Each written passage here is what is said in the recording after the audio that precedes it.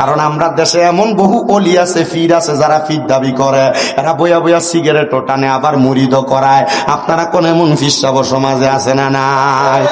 বেডিয়েত লইয়া বইয়া তাই এমন ফিসাব দাবি করে, এমন ফিরও আছে না নাই? বেডিয়েত দিয়া বাউল গান করে, পেছন দিয়ে নাম দিতে বাউল গান, আবার উরুস মুবারক আর বেডি দিয়া স্টেজের ভিতরে নাচায়। আপনারা কোন এমন ফিসাব সমাজের ভিতরে আছে না নাই?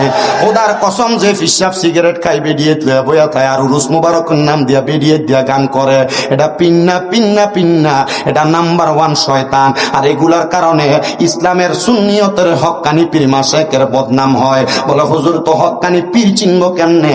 আল্লাহর নবী ইবনে মাজাহ শরীফের 303 নাম্বার পৃষ্ঠায় হাদিস বলে, ইজারু উযকিরাল্লাহু আযজা ওয়া জাল্লা, যে পীরের দিকে তাকাইলে আল্লাহর কথা মনে হয়ে যাবে, এটাই হলো হক্কানি পীর। তো যেই পীর সিগারেট খায়, যেই পীর বেডিয়েত লিয়া বয়াতায়, যেই পীর উরুস মুবারকের নাম দিয়ে বেডি দিয়া গান করে, নিজেই তো জান্নাতে যাইতে পারতো না।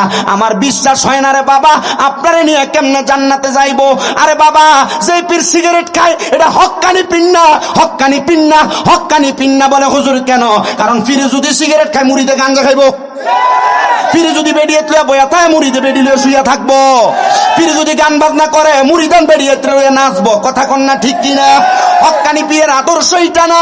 ও মোহাম্মদ আলী চিশতি সাহেব, আপনার আমি ধন্যবাদ জানাই। আপনি এলাকার যুবকদেরকে নিয়ে এত সুন্দর জান্নাতের বাগানের আয়োজন করেছেন। হুজুরদেরকে আমরা ধন্যবাদ জানাই। ধন্যবাদ ছাড়া দেওয়ার মতো আমার কাছে কোনো কিছু নাই।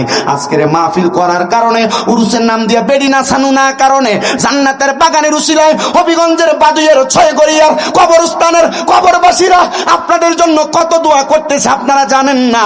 আল্লাহর দরবারে শুধু দোয়া করে, আল্লাহ আমার যে আওলাদ, আমার যে গোষ্ঠী, আমার বংশের যেই ছেলেটা ওয়াজ মাহফিলের আয়োজন করে আমাদের জন্য দোয়ার আয়োজন করেছে, আল্লাহ তুমি তাদেরকে মাফ করে দাও, কারণ আমরা তাদের কারণে মাফ পাইছি।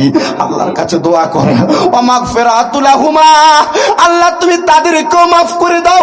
আমি জানতে চাই, আমাদের দোয়ার কারণে যদি এই বাদুয়ের কবরবাসীরা মাফ পায়, আর এরা যদি কবর থেকে আল্লাহর কাছে আমাদের জন্য সুপারিশ করে, আমার আল্লাহ আমাদেরকে মাফ করার ক্ষমতা আল্লাহর আছে না নাই? তুই হাত তুলে দেখে দেন কার কারে বিশ্বাস আছে।